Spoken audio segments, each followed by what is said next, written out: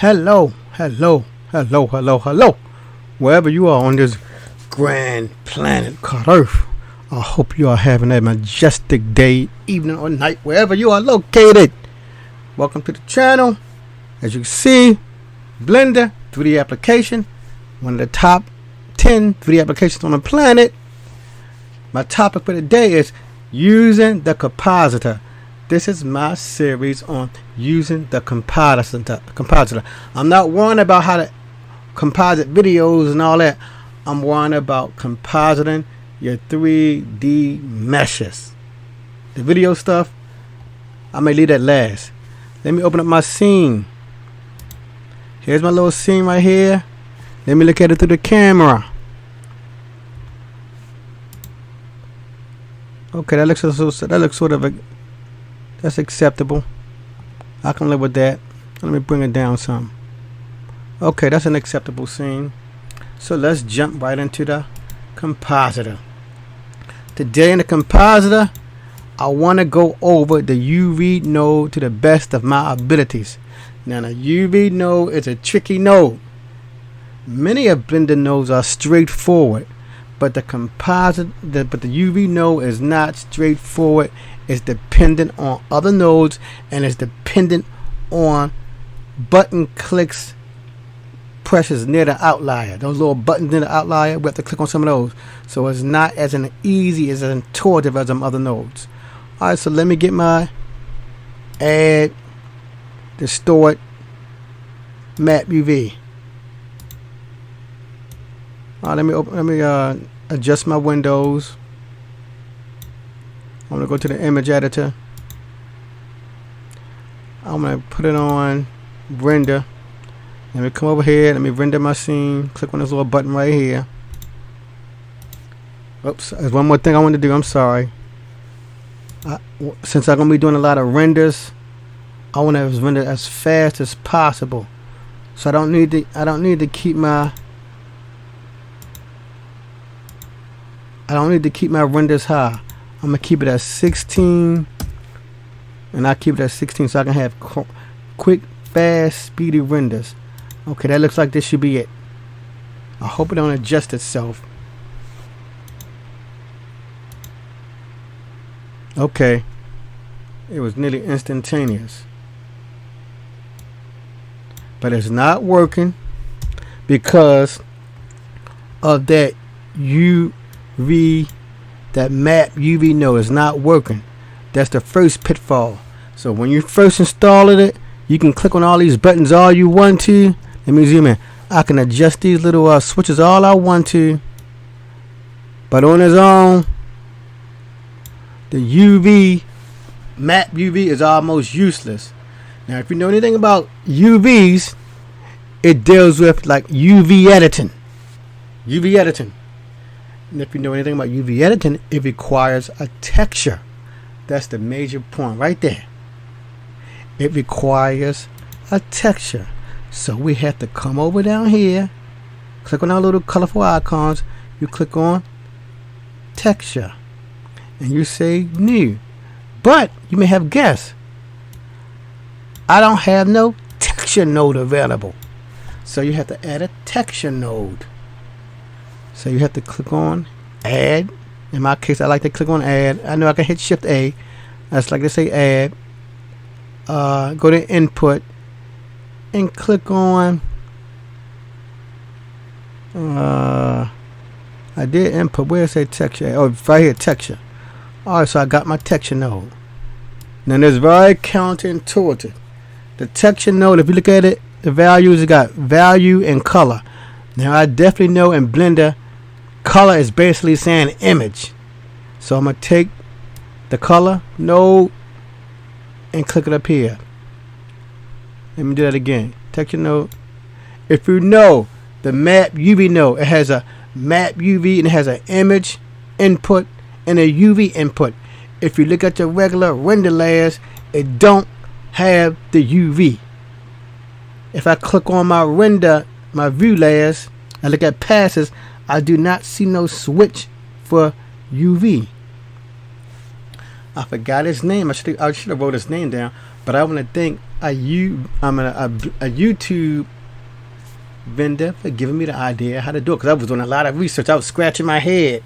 How can I get a UV node on the render layer? To do that, we have to, let me see.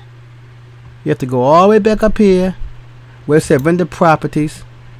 You have to take it off Eevee and put it in cycles. While it's in cycles, let me go back to layers. So I told you all using this UV, it dealt with additional nodes, and I have to deal with these properties over here. I got it on layers. If you look at passes, you see combine, mist, vector, blah, blah, blah, and you see one called UV. Boom. That's it. I can slide this over here. So now I can connect my render layer UV to this UV. Let me render it now and see what happened. Click on this little button. Now this is rendering. Okay. Yeah, because it's my scene, so it's not Harold the Cube, so it's going to take a little while. Let me go back and check, because sometimes this see, it be switching. The render thing be switching. At first it said 64, now jump to 128. I'm going to put it to 16. I want to choose my report renders to 16. So you will have to do that. Check on that, because I know it was going too slow. Now while 16 render and report 16, it should do it speedily. See, look at that. It's doing it fast. Let me zoom out. It's doing it real fast. So let's see what happened. Let's see what it gives us. If I had it on at 128, we'll be here for several minutes, even with a simple scene like that. Like I said, with Harold the Cube, it takes seconds to do him, because that's only one mesh. Alright, so it's still here. That's why it blinked out. I'm going to tell you why it blinked out. Let's go back down to texture. You see this right here in textures? There's no preview.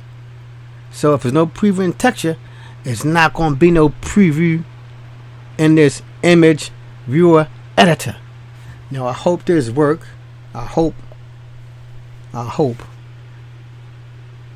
Let me go back over to texture. And you see right here, the name over here is texture, but there's no texture right here. So you have to click and choose the word texture. I hope it worked. I'm going to change it to wood. Nothing happened. So, okay, there it is. So it's working. That's beautiful. You see that? Now, it changed the whole scene. When I get better at this compositor, I'm going to make it change just one thing.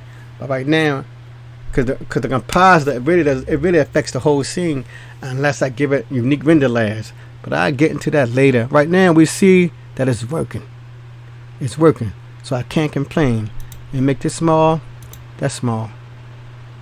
I'm going to go back and change it to another one. So we can go back down the list. Preview. Oh, wood. Yeah, I'm going to leave the preview open so we can see. With wood, I got those diagonal lines. Over here in my report, got them diagonal lines. See, I'm starting to understand textures more. I am. With wrinkle, I change it to that one. Let's see what happened. It's rendering at the bottom. Oh, it changed. See, look at that. Look how beautiful that is. It changed it. Let me click on some more. Stucci. Okay, render that. So, you all got the point. What it's doing. It's changing it. Now, I was playing around with this because, you know, in a 3D application, you have to play around. I clicked on colors. You can click on color ramp. Open up the color ramp, of course. Let me click on. Now I have to click on this little rectangular object to the far right. I have to click on it and activate it. Click it. And let me give us its own color. Let's see if that works. I hope it works. I want to give it a bluish color. Let's see what happened. It's rendering. Nothing. I did click on it. Okay, it's clicked on now. See, now the color is white. Now I want to give it a bluish color. I do that. You see what happened? But I should make it reddish because that looks more or it's not so hard on the eyes. You can see it better. There, purplish. And I can click on this other one. This little back to the far left. I click on that. Let me see if I can give this a color. I'm trying it. I don't know. I'm going to give it a yellowish color. Okay, so it did. It worked. Now, if you want to, you can adjust these the switches right here and see what happened. You see that? Look at that beautiful design. Look at that. Now, I want to make it green. That stands out more. Alright, see there. Look at that. Now, so you got an idea of how to use that map UV node. It needs the texture node, and to use it, you have to put it in cycles, because you know Eevee just now came out last year. Cycles have been around for at least 5 years, so cycles is more developed. Now I'm gonna stop for a minute and do one of my favorite tasks. I like to try to run an animation on this so we can see how it's affecting our animation. So stay tuned and let me run my animation. I'll be right back.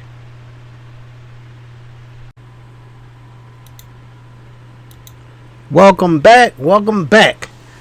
Like usual, over the last couple of episodes, I made an animation of the UV map effects, because hey, it's easy to show something in the compositor, but the negative about the compositor is, hey, it's not moving.